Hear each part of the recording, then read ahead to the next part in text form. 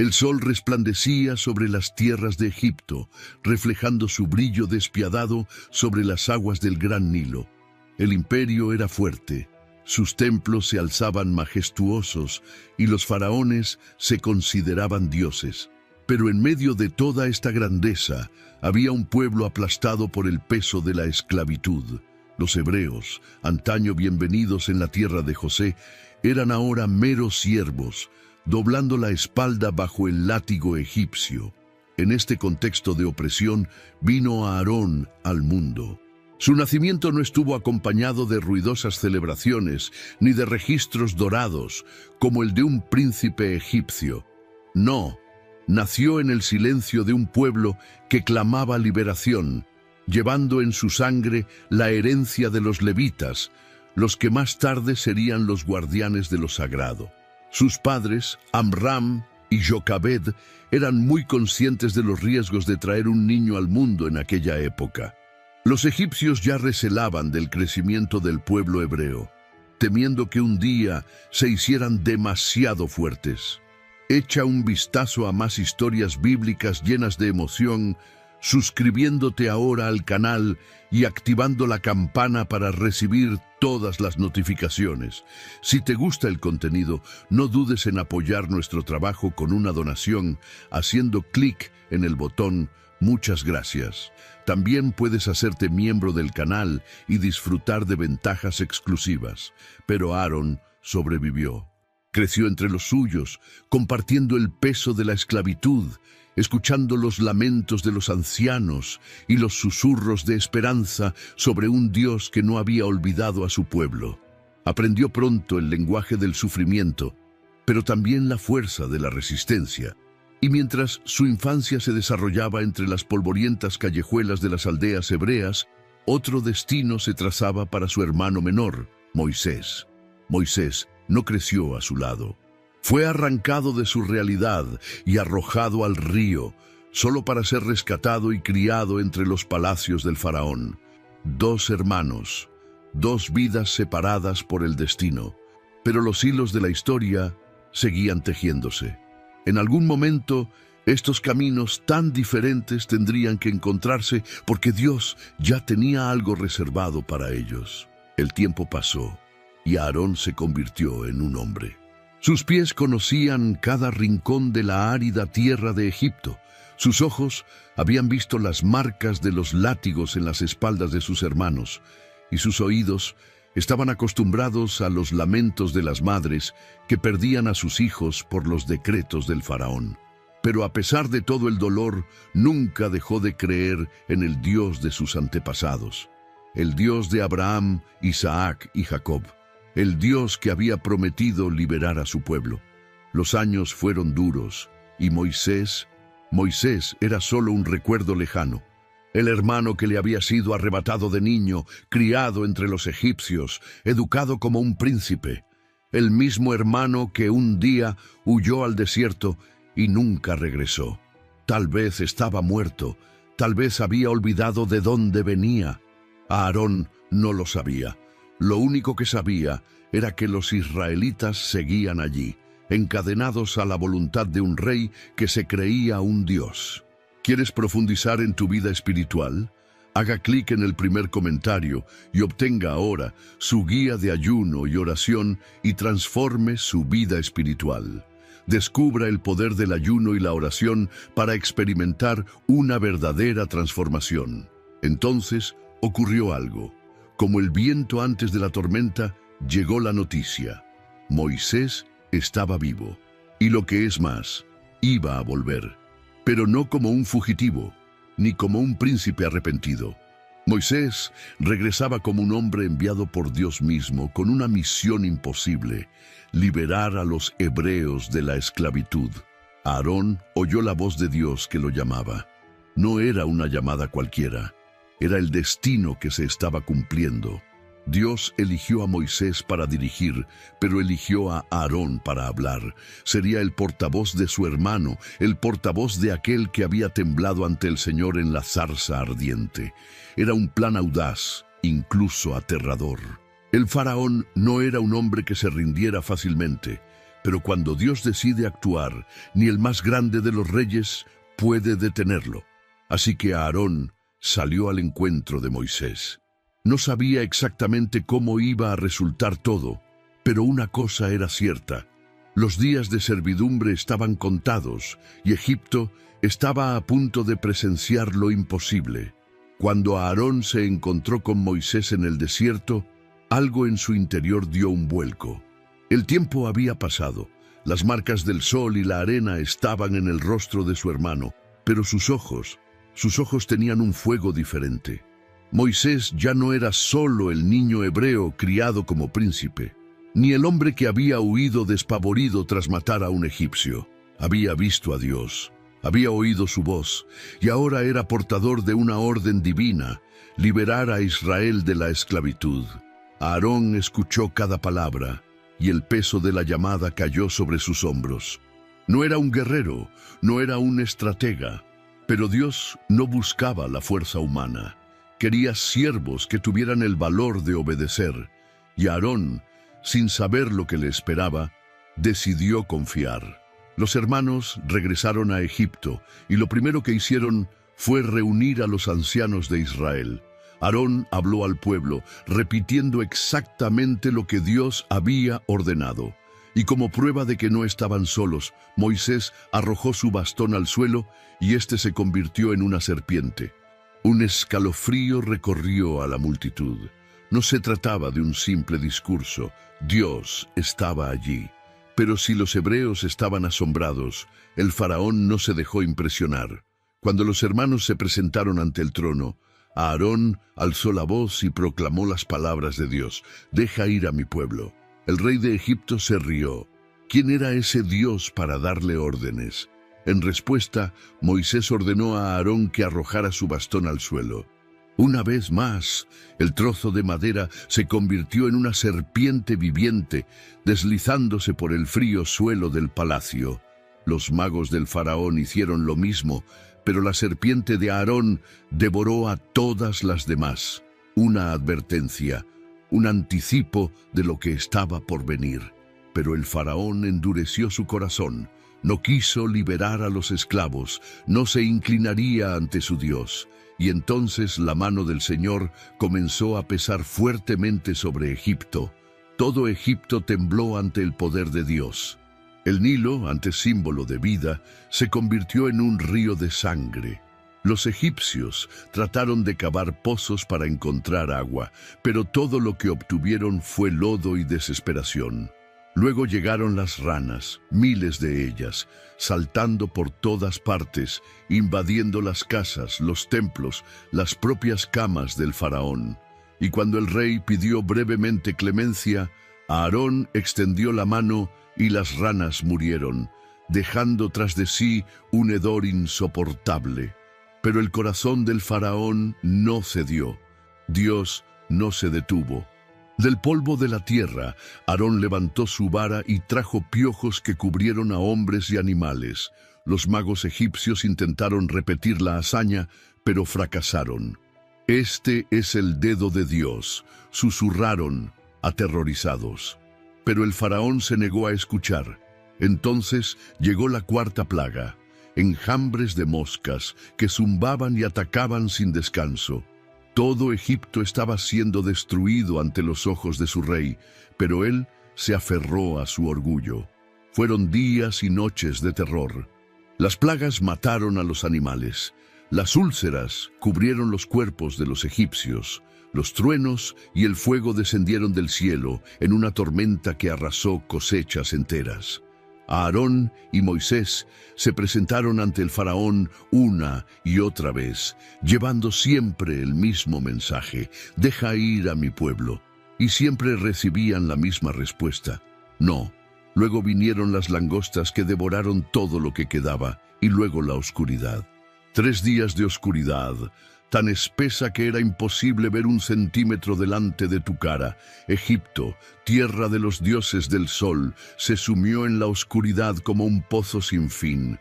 Pero aún así, el corazón del rey no se rompió. Solo cuando la última plaga cayó sobre la tierra, el faraón sintió el peso de su negativa. Esa noche la muerte pasó sobre Egipto y los primogénitos callaron. Pero en las casas de los hebreos, donde la sangre del cordero marcaba las puertas, había vida. Los gritos de los egipcios resonaron por las calles cuando el faraón finalmente cedió. El pueblo era libre. Aarón vio a los esclavos convertirse en peregrinos, dejando atrás sus cadenas. El viento del desierto soplaba con fuerza mientras Aarón caminaba junto a Moisés, rodeado de miles de hebreos. El polvo se levantaba de sus pies cansados, mezclándose con el olor de la libertad. Egipto era ahora solo un punto lejano en el horizonte. Pero la libertad también traía incertidumbre. ¿A dónde irían? ¿Cómo sobrevivirían en el desierto? El miedo empezó a crecer en los corazones de la gente y pronto se extendió el primer murmullo entre las tiendas. Fue entonces cuando, una vez más, Dios demostró que estaba con ellos. Durante el día, una columna de nube guiaba el camino. Por la noche, una columna de fuego iluminaba el cielo oscuro, mostrando que el Dios que los sacó de Egipto seguía delante de ellos. Pero cuando llegaron a las orillas del Mar Rojo, el ruido de los cascos de los caballos heló la sangre de Aarón. El faraón había cambiado de opinión. Su ejército avanzaba, trayendo consigo la furia de un rey humillado. La desesperación se apoderó del pueblo. Estaban atrapados, sin salida. Pero Moisés levantó su vara y las aguas del mar se abrieron. Aarón vio lo imposible suceder ante sus ojos. El viento rugió, empujando las aguas hacia los lados, y se formó un camino seco en medio del mar. El pueblo se apresuró a cruzarlo, mirando aquellas paredes líquidas levantadas a ambos lados. En cuanto el último hebreo pisó la otra orilla, el mar se cerró sobre los egipcios. El ejército del faraón fue tragado por las aguas. La alegría estalló en el campamento. Hombres, mujeres y niños cantaron al Señor, bailaron y celebraron la victoria. Pero la travesía del desierto no había hecho más que empezar. Pronto llegaron el hambre y la sed. El pueblo, que había cantado con alegría, empezó a quejarse. Dios envió entonces maná del cielo e hizo brotar agua de la roca. Pero el corazón del pueblo era voluble y su fe tan frágil como el polvo en el viento. Así que un día, cuando Moisés subió al monte Sinaí para recibir las tablas de la ley, el pueblo miró a Aarón con ojos llenos de impaciencia. El silencio del monte Sinaí se extendía como una sombra sobre el campamento. Moisés llevaba días arriba, desapareciendo entre espesas nubes y relámpagos que danzaban en el cielo. El pueblo levantó la vista, inquieto, cada día más impaciente. Su líder se había ido y no iba a volver. Aarón sintió el peso de la responsabilidad. Desde que salieron de Egipto, siempre había sido Moisés quien mandaba, quien escuchaba la voz de Dios y traía la dirección. Pero ahora, la multitud se volvió hacia él, exigiendo respuestas. Moisés nos ha traído hasta aquí y nos ha abandonado. ¿Quién nos guiará ahora? Las voces se multiplicaban. Queremos un Dios que podamos ver. La duda roía el corazón de Aarón. ¿Debía esperar? ¿Pedir calma? Pero el miedo de la gente era grande y tal vez, solo tal vez, podría ganar tiempo. Sin saber que Moisés sostenía en alto las mismas tablas escritas por el dedo de Dios, Aarón cedió a la presión. Pidió oro. La gente trajo pendientes, collares, todo lo que tenían. El metal fue arrojado al fuego, fundiéndose en un becerro de oro. La multitud estalló en celebración. Cantaron, bailaron y ofrecieron sacrificios. Aarón lo vio y, en el fondo, sabía que algo iba mal. Pero ¿cómo detenerlo ahora? El pueblo estaba cegado por la euforia y él no se atrevía a interferir. En lo alto de la montaña, Dios podía verlo todo. Su tono era furioso cuando se dirigió a Moisés. «Baja, pues el pueblo ya se ha corrompido». Moisés bajó, y cuando sus pies tocaron el campamento, lo que vio fue el caos. La idolatría se había apoderado del pueblo. Sin pensárselo dos veces, Moisés arrojó las tablas de piedra al suelo y las rompió. Su voz resonó con una ira que hizo que todos se estremecieran. «¿Qué has hecho, Aarón?». Su hermano intentó justificarse, pero ya era demasiado tarde. El error había sido grave. Aarón sintió el peso del silencio tras la furia de Moisés. El becerro de oro había sido reducido a polvo, el pueblo castigado por su idolatría. Pero Dios, en su misericordia, no lo rechazó. En cambio, hizo algo inesperado. Apartó a Aarón y a su linaje para un papel sagrado. Él sería el primer sumo sacerdote de Israel, el hombre que entraría en la presencia de Dios para interceder por el pueblo. Los días siguientes estuvieron marcados por instrucciones detalladas. Se erigió el tabernáculo, un lugar donde moraría la gloria del Señor. A Aarón se le dieron vestiduras especiales, una túnica bordada, un pectoral con 12 piedras que representaban a las tribus de Israel. En su frente, una placa de oro llevaba las palabras «Santidad al Señor». Dios le asignaba una inmensa responsabilidad: ser el mediador entre el pueblo y el Altísimo. Cuando llegó el momento de la consagración, Moisés ungió a Aarón y a sus hijos con óleo santo. Se ofrecieron sacrificios y se purificó el altar. Entonces ocurrió algo extraordinario. Bajó fuego del cielo y consumió la ofrenda del altar delante de toda la congregación. El pueblo se postró en señal de reverencia y asombro. Dios estaba allí, y Aarón, el hombre que antes había moldeado un becerro de oro, ahora se postraba como siervo del Dios vivo. Pero no todos aceptaban esta autoridad sin rechistar. Entre la multitud, ojos suspicaces observaban cada detalle. Entre ellos estaban Coré, Datán y Abiram, hombres de renombre entre los levitas, pero no estaban satisfechos. ¿Por qué solo Aarón y sus hijos pueden servir como sacerdotes? ¿Acaso Dios no habla por todos nosotros? El murmullo creció entre las tiendas. Coré, Datán y Abiram se paseaban por el campamento como sombras inquietas, murmurando palabras venenosas, sembrando dudas. ¿Por qué solo Aarón y sus hijos podían acercarse a Dios en el santuario? ¿No estaba el Señor en medio de todo el pueblo? ¿Quiénes se creían Moisés y Aarón para ponerse por encima de los demás? No pasó mucho tiempo antes de que los descontentos reunieran un grupo. 250 hombres, líderes de Israel, se unieron a la rebelión. Fueron hacia Moisés y a Aarón, sin miedo, listos para una confrontación. Coré, lleno de audacia, habló primero. «Toda la congregación es santa. ¿Por qué os enaltecéis sobre el pueblo del Señor?». El silencio flotaba en el aire. Moisés cerró los ojos un momento y respondió con firmeza: «Mañana el Señor mostrará quién es suyo y quién no».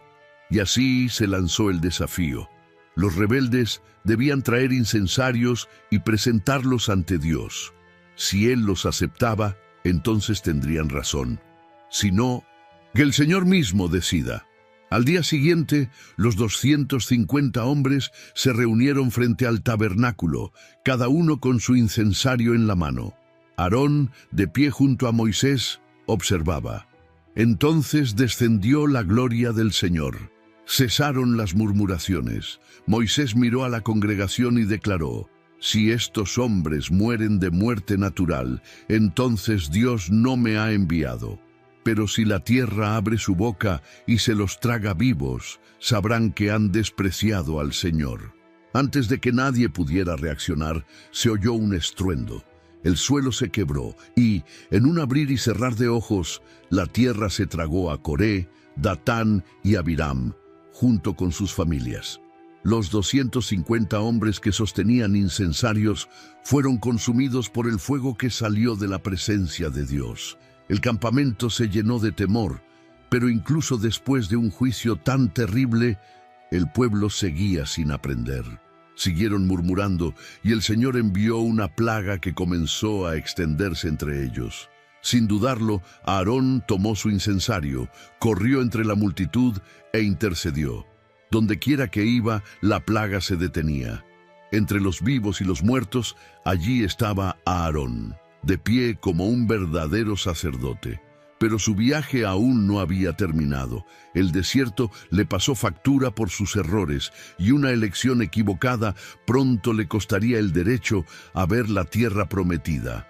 El desierto era implacable. El calor quemaba durante el día, el frío cortaba por la noche y la gente nunca dejaba de quejarse. Aarón ya había visto cómo la tierra se abría para tragarse a los rebeldes. Ya había corrido contra una plaga para salvar miles de vidas. Pero nada cambió. Los israelitas siguieron murmurando, dudando, poniendo a prueba la paciencia de Dios. Esta vez fue la sed, otra vez. El agua se había acabado y el pueblo rodeó a Moisés y Aarón como un enjambre enfurecido. ¿Por qué nos has traído a este desierto para morir aquí? Las voces se alzaron cargadas de ira. El mismo pueblo que había visto innumerables milagros gritaba ahora como si Dios nunca hubiera hecho nada por ellos. Moisés y Aarón buscaron refugio en la tienda del encuentro. Allí se postraron ante la presencia de Dios y el Señor dijo: «Toma el bastón y habla a la roca y dará agua al pueblo». Era simple, solo hablar. Pero cuando Moisés y Aarón salieron de la tienda, algo había cambiado en ellos. El peso de los años, el cansancio de las murmuraciones, la carga de dirigir a un pueblo ingrato. Todo ello se acumulaba en su interior como un barril a punto de explotar. Moisés levantó su bastón ante la multitud. Su voz ya no era tranquila, era un trueno de frustración. «Escuchad, rebeldes, ¿tendremos que sacaros agua de esta roca?». Entonces, en lugar de hablar a la roca, la golpeó con su bastón. Una vez, dos veces. El agua brotó y la gente bebió, pero en el silencio que siguió, algo iba mal. Aarón lo sabía, Dios los estaba observando. Entonces llegó la sentencia: «No habéis confiado en mí para santificar mi nombre ante los hijos de Israel. Por lo tanto, no entraréis en la tierra prometida». El viento soplaba con fuerza en el monte Hor, arrastrando el polvo del desierto, susurrando secretos que solo las montañas conocen. Aarón sintió el peso de la caminata. Sus pasos eran lentos, pero firmes. Sabía que esta ascensión sería la última. A su lado, Moisés y Eleazar caminaban en silencio. No había necesidad de palabras. Su destino ya estaba sellado. El pueblo esperaba en el valle, mirando hacia la cima de la montaña. Sabían que Aarón no bajaría de allí.